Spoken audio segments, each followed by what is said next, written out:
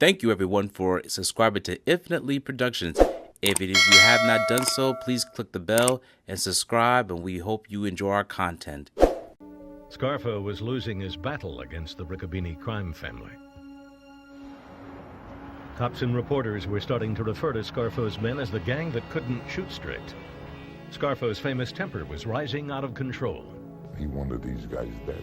So he handpicked the target that would hurt Harry the Hunchback the most, his brother, Bobby Riccobini.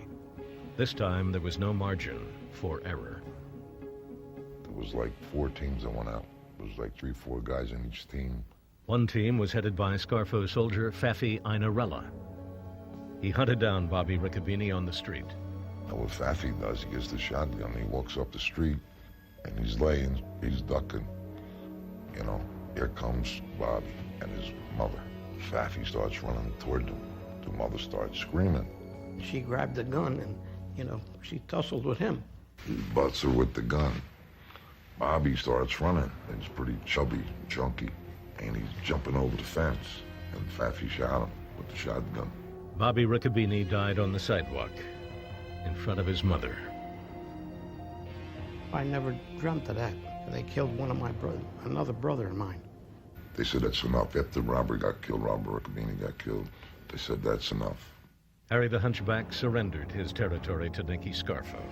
The war was over, for now. Typically, only 1 or 2 hitmen are contracted to kill, but Nicodemo Scarfo choreographed a massive attack of hit squads on the Riccobinis. His regular use of his loyal troops earned him a reputation as the most dangerous mafia don in the country.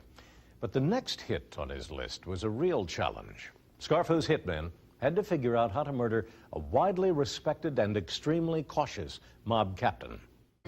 In 1984, mob hitman Nicky the Crow Caramandi was living the high life in the underworld.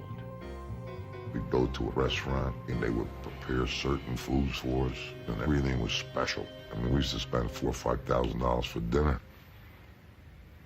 Okay, we used to have big dinners, champagne. Nicky the Crow and his hitman buddies were celebrating the victory they had won for their boss, little Nicky Scarfo, over his enemies, the Riccobini family. With the Riccobinis out of the way, the hitmen could turn their attention from murder to making money, and their vicious reputation certainly made it easier to collect. In reality, we did anything we wanted to do. But Scarfo wasn't satisfied with success. The paranoid boss never stopped fearing treason from within his ranks. 6 months after the end of the Riccobini War, that fear focused on an unlikely suspect, his most loyal captain, Salvatore Testa. Salvi Testa was probably the most charismatic wise guy in Philadelphia.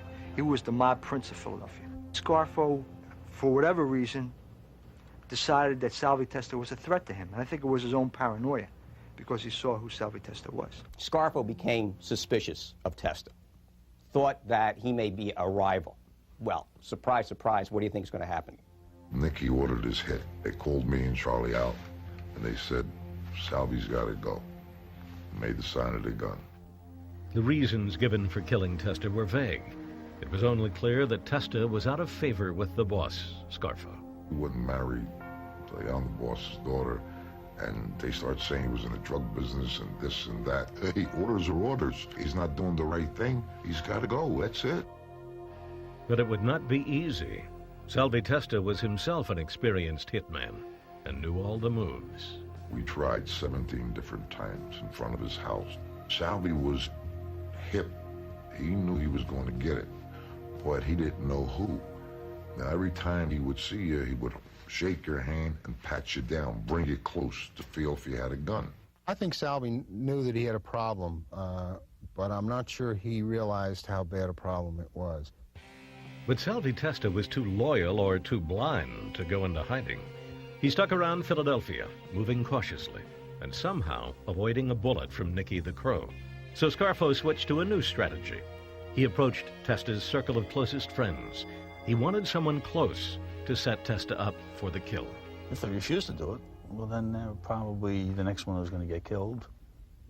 And so they really don't have a choice once they get involved in that.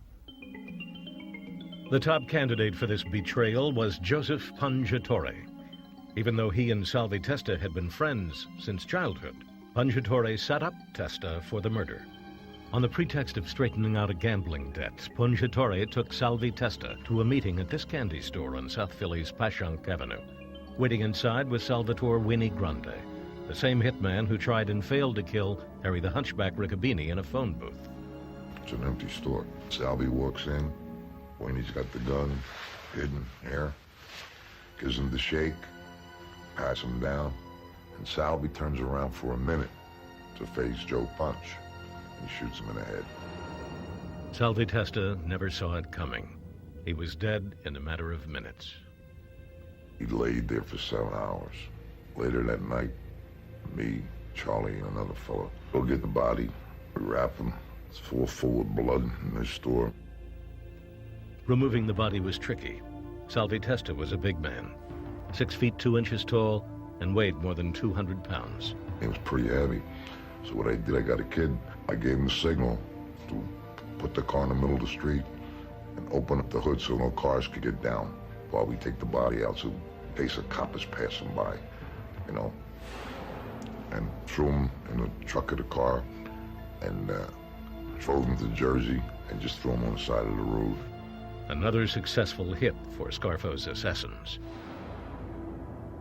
But Testa's murder was also the beginning of the end for Nicky Scarfo. By killing one of the most admired wise guys in the Philly mob, Scarfo had finally gone too far. That sent a signal, too, to the organization and to the guys who had been around for a long time. If Scarfo can kill Salvi Testa, he can kill anybody. Even veteran hitman Nicky the Crow Caramondi, who had helped eliminate Salvi Testa, was haunted by Testa's death. It killed me. I used to get nightmares. I used to wake up screaming. I loved the guy. There was just a fondness that I grew about him, and he used to love me. In 1986, Nicky the Crow was arrested for shaking down a Philadelphia real estate developer. While in jail, he got word from a fellow mobster that Scarfo was displeased with him, and that could mean only one thing. He says, "It's this. You're gone." I said, "But why?" "That's all I could tell you," he said. And that's when I decided to turn. It took me like 3 days to think about it. I knew once Scarfo put something in his head that you were gone. There's nothing you could do about it. Nicky the Crow called the FBI and turned from hitman to rat. It was symptomatic of the distrust that was inherent in the Scarfo family. Thank you for watching this video. Please subscribe to our channel and check out more content. Feel free to give us your feedback and suggestions on who we should do next in the comments. This is Infinitely Productions. We love ya.